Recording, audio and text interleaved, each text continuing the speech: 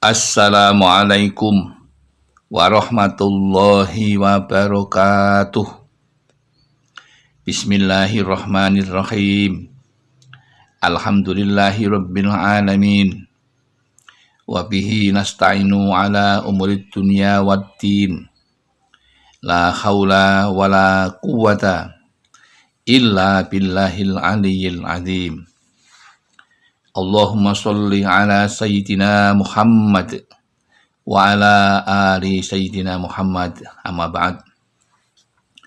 Jamaah Al-Fatih Channel yang dirahmati oleh Allah. Berbahagia sekali kali ini kita dapat bertemu kembali dalam keadaan sehat walafiat.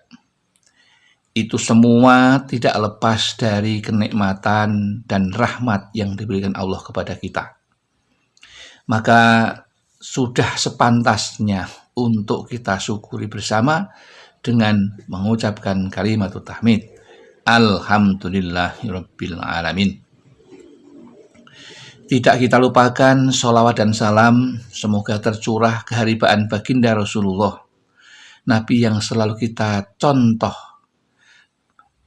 jadikan contoh kita di dalam menjalani kehidupan nyata di dunia ini. Selanjutnya izinkan kami untuk berbagi kepada saudara-saudaraku tentang ilmu yang mudah-mudahan ilmu ini akan menambah keimanan, ketakwaan dan keihsanan kita kepada Allah Subhanahu wa taala.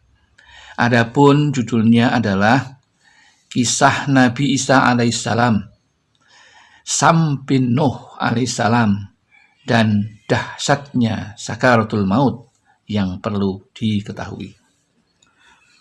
Diriwayatkan bahwa Nabi Isa alaihissalam bisa menghidupkan orang-orang mati atas izin Allah. Maka sementara orang-orang kafir berkata, "Sesungguhnya kamu menghidupkan orang-orang mati, kalau kematiannya baru saja terjadi. Dan boleh jadi belum mati." Inilah kata orang-orang kafir yang mendustakan kemukjizatan Nabi Isa kepada Nabi Isa. Kemudian orang kafir tersebut melanjutkan lagi kepada Nabi Isa dengan nada yang lebih mendustakan lagi. Maka orang kafir itu pun berkata, "Maka coba sekarang hidupkanlah di hadapan kami orang yang telah mati pada zaman dahulu." Tantang orang kafir yang mendustakan kenabian dan mendustakan mukjizat Nabi Isa yang diberikan oleh Allah Subhanahu wa taala. Kemudian Nabi Isa menjawab tantangan orang kafir dengan mengatakan, "Silahkan pilih sesukamu siapa yang ingin engkau minta untuk dihidupkan." Tantang Nabi Isa alaihissalam. Mereka orang kafir pun berkata, "Coba hidupkanlah di hadapan kami Sam bin Nuh alaihissalam." Maka datanglah dia ke kubur Sam. Nabi Isa diajak oleh orang kafir tersebut untuk mengunjungi kuburan Sam bin Nuh. Kemudian Nabi Isa pun setelah sampai di situ diajak oleh orang kafir itu, lalu Nabi Isa melakukan sholat 2 rakaat dan berdoa kepada Allah.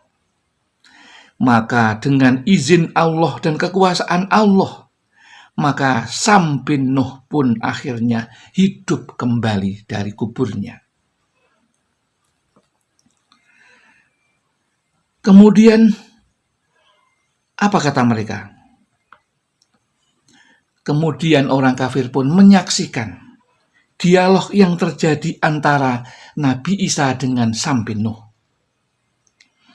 Karena Nabi Isa bertanya tentang keanehan yang terjadi pada Sampin Nuh yang saat meninggalnya janggutnya atau jenggotnya itu, rambut jenggotnya masih berwarna hitam. Tetapi ketika dibangunkan oleh Nabi Isa alaihissalam, saat itu janggutnya atau jenggotnya Nabi Sampin Nuh itu sudah berwarna putih. Maka terjadi dialog yang menarik untuk kita simak. Ya.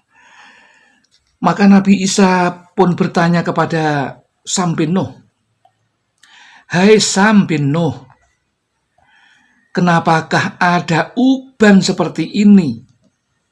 Padahal semasa hidupmu tidak ada uban di janggutmu."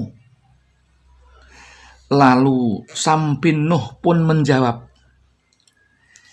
"Aku mendengar seruanmu." Jadi ini Sampin Nuh mengatakan ketika dibangunkan, ketika mati oleh Nabi Isa itu seolah-olah ia merasa itu ada panggilan kiamat. Ya. "Aku mengira bahwa kiamat telah terjadi, sehingga berubahlah kepalaku." Jadi tidak hanya jenggotnya, tapi juga kepalanya, rambut kepalanya dan rambut jenggotnya, "dan janggutku karena menjadi memutih karena ngerinya." Ngerinya panggilan Nabi Isa yang dianggap itu sebagai panggilan ketika kiamat terjadi. Kemudian Nabi Isa alaihissalam bertanya lagi, "Kenapa sampai seperti itu?" "Karena aku masih ingat kengerian sakaratul maut." Lalu Nabi Isa bertanya berikutnya, "Sejak berapa tahun Anda menjadi mayat, wahai Sampin Nuh?" Maka Sampin Nuh pun menjawab, "Sejak 4.000 tahun. Namun belum juga hilang dariku sakit dan pedihnya sakaratul maut." Ini ada satu berita yang mengabarkan betapa pedih dan sedihnya, susahnya, sakitnya orang mengalami sakaratul maut. Ini bisa kita ambil iktibar, kita ambil hikmahnya, bahwa ternyata kita itu nanti, apapun di dunia ini jabatan kita, setinggi apapun jabatan kita, sehebat apapun kondisi kita ketika hidup, maka perlu diingat bahwa kita itu nanti akan ketemu dengan yang namanya malaikat maut yang tugasnya mencabut nyawa kita.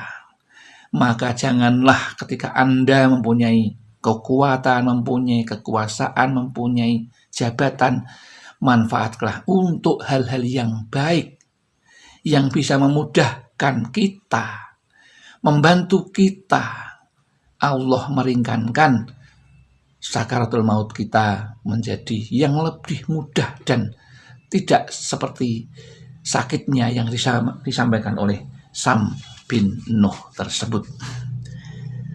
Demikian yang dapat kami sampaikan. Mudah-mudahan cerita dari kitab Durratul Wa'idin ini bisa membuka mata kita bahwa kita itu tidak ada apa-apanya bisa dibandingkan dengan kekuasaan Allah yang Maha Kuasa, dan satu hari pasti kita akan bertemu dengan maut.